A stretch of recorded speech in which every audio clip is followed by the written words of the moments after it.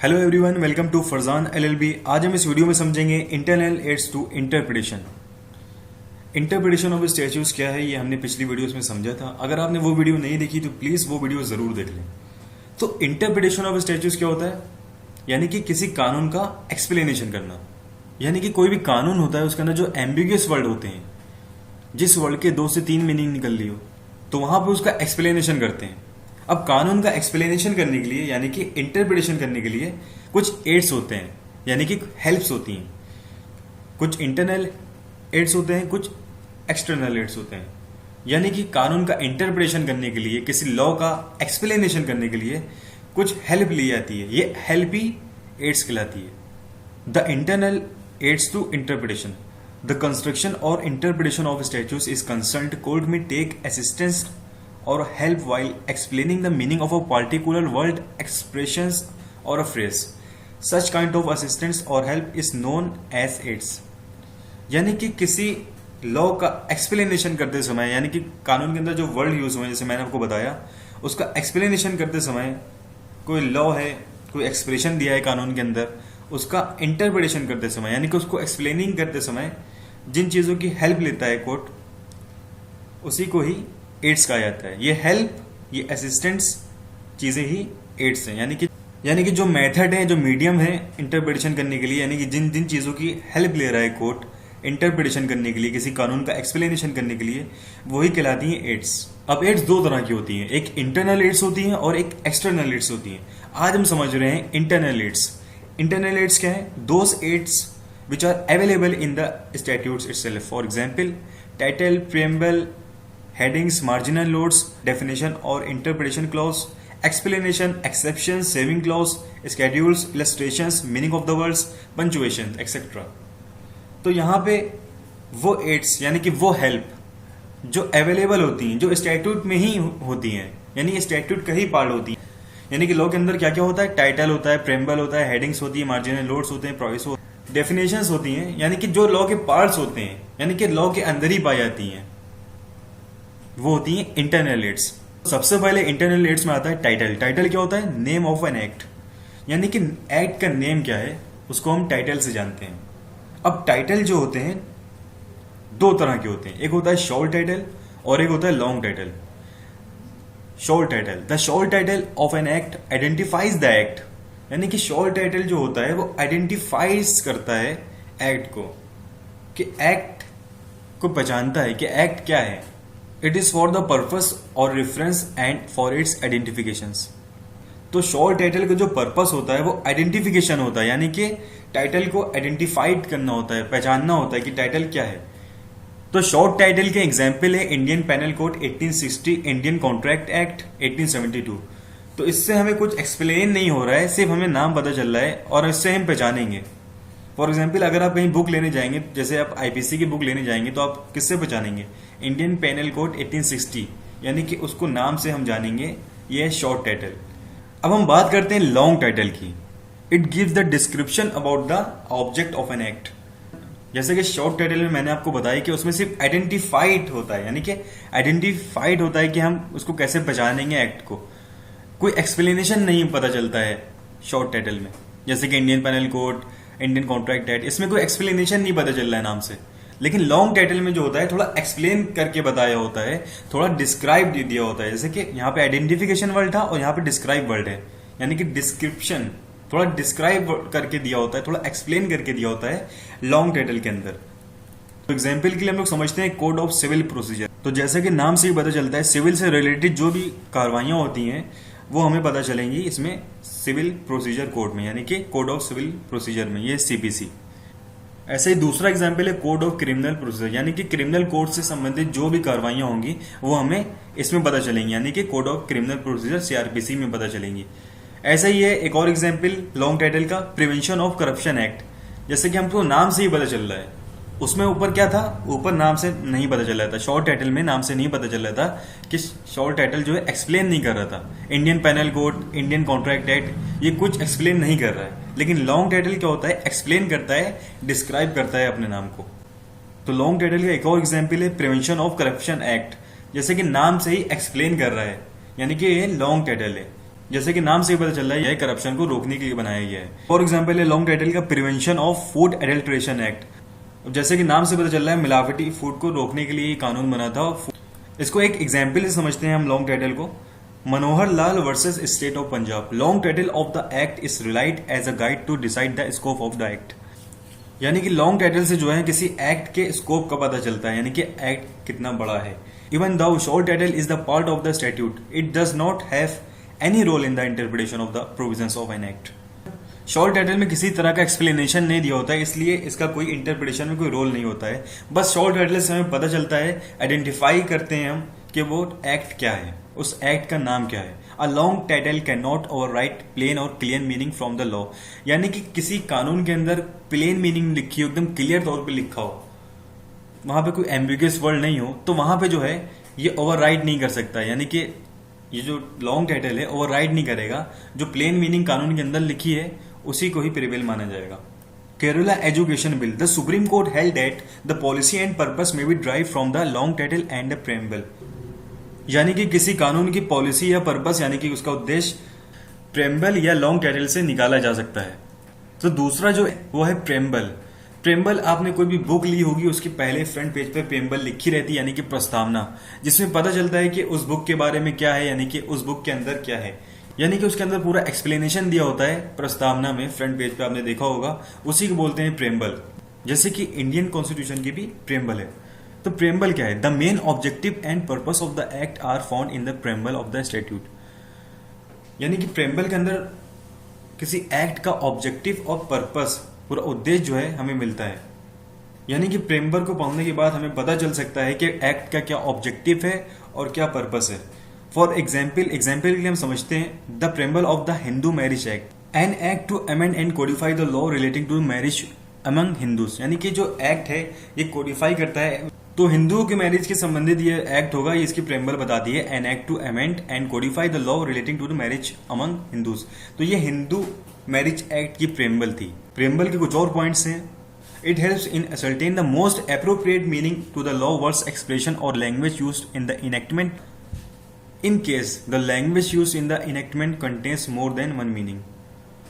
Preamble का use हम तभी कर सकते हैं जब कोई एम्बिग्यूटी हो किसी लॉ के अंदर, यानी कि कोई डॉटफुल वर्ड हो, कोई एम्बिगुअस वर्ड हो जिसके 2 से 3 मीनिंग निकल रही हो, तो वहां पे ही हम प्रेम्बल का यूज करके उससे हेल्प ले सकते हैं। The main objective and purpose of the act are found in the preamble of the statute. जैसे कि मैंने आपको पहले बताया, जो मेन ऑब्जेक्टिव है यानी कि मेन पर्पस है, जो उद्देश्य है, वो हमें प्रेम्बल से पता चलता है। In case of conflict between preamble and a sections the preamble would succumb and section shall prevail. यानी कि कोई कन्फ्लिक्ट होता है सेक्शन या प्रेम्बल में, तो फिर सेक्शन को जो है प्रिवेल माना जाएगा। यानी कि सेक्शन से अलग मीनिंग निकल रही हो, प्रेम्बल अलग बात कर रहा है, तो सेक्शन को ही इंटरप्रिटेट में लिया जाएगा। चलिए अब हम बात करते हैं हेडिंग्स की। हेडिंग्स तो आपको पता ही होगा हेडिंग्स क्या होती है। किसी भी एड के अंदर जो हेडिंग्स होती हैं वो 2 तरह की हो सकती हैं। There are 2 kinds of headings, one which are prefix to a sections and the other which are prefix to a group or set of sections. यानी कि वो हेडिंग जो सेक्शंस के पहले होती है, यानी कि कोई भी सेक्शन होता है उसके पहले होती है, एंड द अदर विच जो सेक्शन यानी group or set of section के पहले होती हैं। इसको एक एग्जाम्पल से समझते हैं। Which are prefix to a group or set of sections, वो हेडिंग्स जो group or set of section के पहले होती हैं, वो क्या होती हैं? जैसे कि फॉर एग्जाम्पल हम समझते हैं एपीसी चैप्टर 16, ये हेडिंग्स है। ये हेडिंग्स क्या बताती है? Of offence affecting the human body. यानी कि ह्यूमन बॉडी अफेक्टिंग से रिलेटेड जो ऑफेंस है वो इसमें सारे ऑफेंस बताए जाएंगे। तो यहाँ पे ग्रुप ऑफ सेक्शंस की बात हो रही है, तो यहाँ पे ग्रुप ऑफ सेक्शन या सेट ऑफ सेक्शन की बात हो रही है, यानी कि इसके अंदर बहुत सारे सेक्शंस आएंगे। और सेकंड क्या है? Which are prefix to a section, वो हेडिंग्स जो सेक्शन के पहले होती हैं, यानी कि ग्रुप ऑफ सेक्शन के पहले नहीं होती हैं। वो हेडिंग्स के जैसे कि for example IPC section 299 culpable homicide, यानी कि आईपीसी की सेक्शन 299 में क्या है? कल्पेबल होमिसाइड है। ये सेक्शन के पहले है। ये हेडिंग जो है सेक्शंस के पहले है। जैसे कि आईपीसी सेक्शंस 300, ये सेक्शंस के पहले है। 300 पे क्या है? मर्डर है। तो उसको एक केस से समझते हैं, Durga Thatera versus Narayan Thatera. The court held that the headings are like a preamble which helps as a key to the mind of the legislature but don't control the substantive sections of the enactment. ये एक preamble की तरह होती हैं जो explain करती हैं किसी एक्ट को।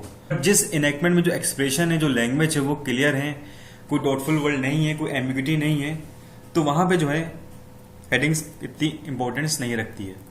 नेक्स्ट है marginal notes. Marginal notes are the notes that are printed at the side of the sections in the act and express the effect of the sections.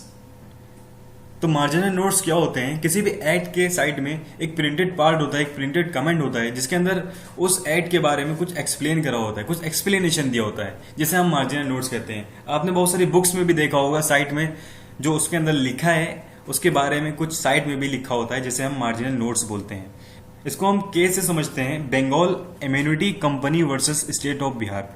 The supreme court held that the marginal notes to article 286 of the constitution were a part of the constitution and therefore it could be relied on for the interpretation of the articles.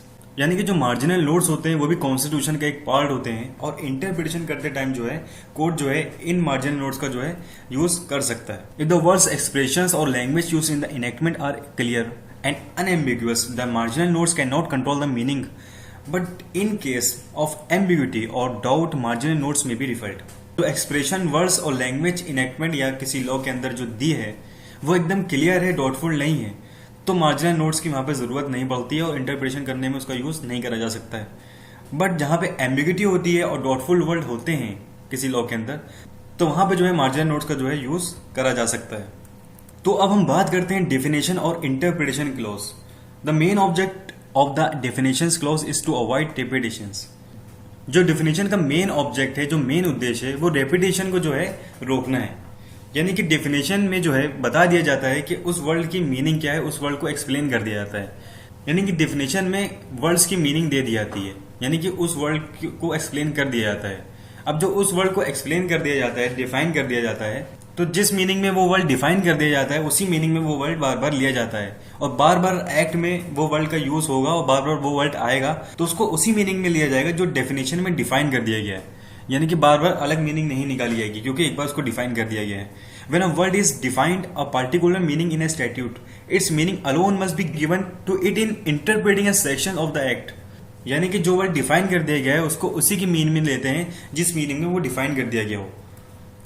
Internal ads में definition का बहुत importance है, तो इससे related एक case है S Gopal Reddy versus state of Andhra Pradesh. The court head that when the definition of the word provided in the enactment itself, dictionary meaning can not be look into. यानी कि जब डेफिनेशन के अंदर कोई वर्ड प्रोवाइड कर दिया गया है तब डिक्शनरी मीनिंग नहीं देखी जा सकती है, क्योंकि डेफिनेशन जो है वो प्रिवेल होती है। जो वर्ड डेफिनेशन में डिफाइन कर दिया गया है, यानी कि जो वर्ड एक बार डिफाइन कर दिया गया है उसके बाद डिक्शनरी मीनिंग नहीं देखी जा सकती है। एक्सेप्शन, इसका एक एक्सेप्शन भी है, unless the court feels that in the context of a particular provisions the definition clause if applied will result in an absurdity. जब डिफाइन वर्ड अप्लाई करने पर कोई एब्सर्डिटी आ रही है तो कोर्ट वहां पे डिफाइन वर्ड का यूज ना करके कोई दूसरे वर्ड का यूज अपनी तरफ से कर सकता है। तो नेक्स्ट एड है एक्सेप्शंस। एक्सेप्शंस क्या होते हैं? यानी कि कोई एक्ट होता है उसके नीचे कोई एक्सेप्शन लिखे होते हैं, तो उस एक्सेप्शन का मतलब होता है कि वो जो एक्ट है उन एक्सेप्शंस पे अप्लाई नहीं होगा। If an exceptions is given an enactment, it is suppose that the provisions of the enactment will apply to all other cases which are not covered by the exceptions. यानी कि जो act होगा वो सभी जगह apply होगा सिर्फ exception को छोड़ के, यानी कि जो एक्सेप्शन ने कवर करा है वहां पे वो एक्ट अप्लाई नहीं होगा। एक्सेप्शन का मतलब होता है एग्जम कर देना, यानी कि कोई चीजों से एक्ट को एग्जम कर देना। The main object is of an exception excepting something from an enactment.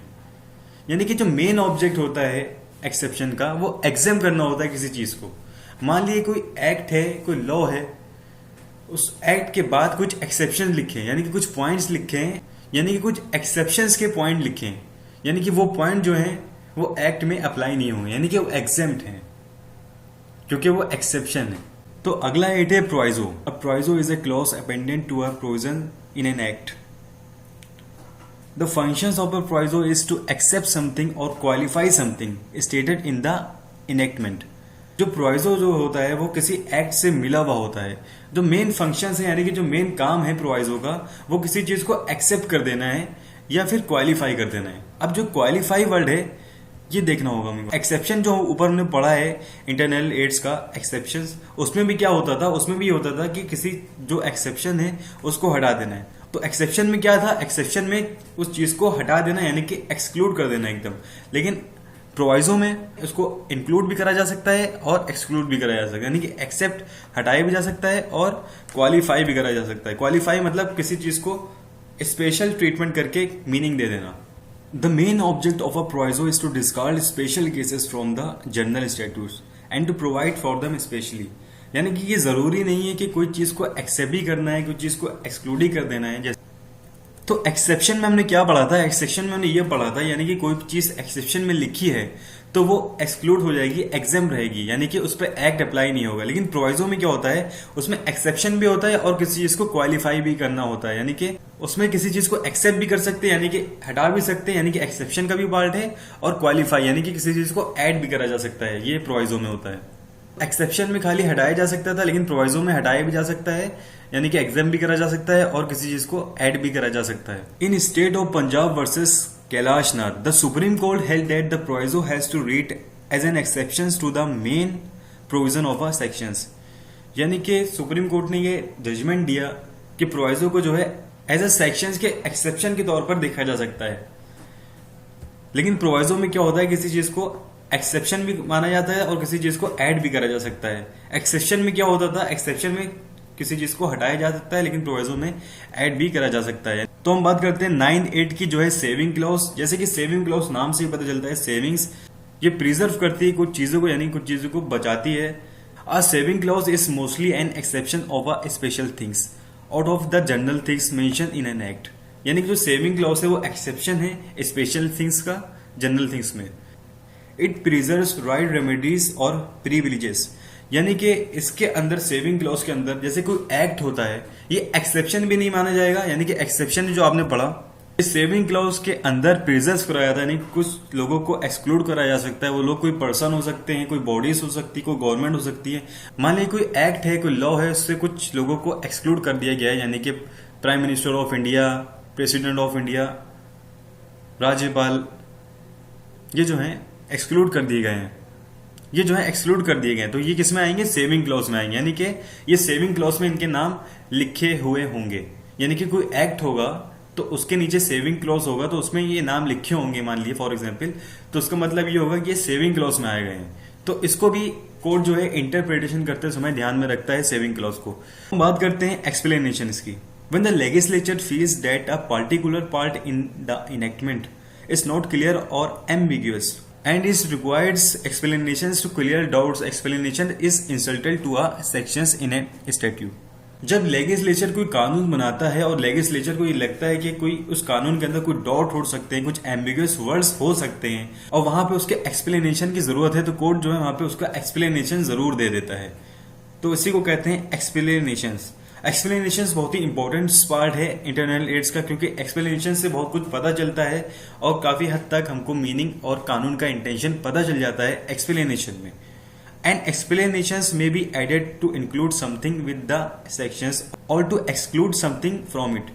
Explanation में किसी चीज को पढ़ने के बाद, यानी कि हम पूरा लॉ पढ़ेंगे, उसका एक्सप्लेनेशन पढ़ेंगे किसी लॉ का, तो हमें पता चलेगा और कोई मीनिंग भी निकल भी सकती है और कोई मीनिंग को हटाया भी जा सकता है, यानी कि किसी वर्ड को ऐड भी करा जा सकता है और रिमूव भी करा जा सकता है।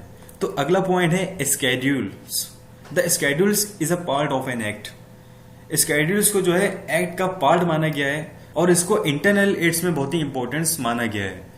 Schedules must be read together with the act for all purpose of constructions.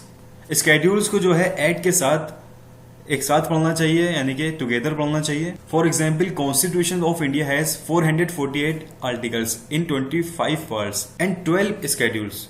यानी कि भारत के संविधान के अंदर 12 स्केड्यूल्स हैं और इस 12 स्केड्यूल्स के अंदर आर्टिकल्स का जिक्र करा गया है। तो इस लिहाज से स्केड्यूल्स को पढ़ना भी बहुत ज्यादा इंपॉर्टेंट होता है आर्टिकल के साथ। ये स्केड्यूल जो होता है एक्ट का एक पार्ट होता है। अब हम बात करते हैं 12th एड्स की, जो है illustrations. Illustrations are very valuable aids to understanding real meaning of an enactment। Illustration जो है बहुत ही valuable aids है और इसका जो है बहुत ही ज्यादा इंपॉर्टेंस है। इससे हमें बहुत ही इजिली पता चल सकता है कि रियल मीनिंग क्या है इनेक्टमेंट की, क्योंकि किसी चीज को किसी एग्जाम्पल से बहुत ही आसानी से समझा जा सकता है। इसी तरह से लॉ को भी यानी कि किसी इनेक्टमेंट को भी इलस्ट्रेशन से बहुत ही इजिली समझा जा सकता है।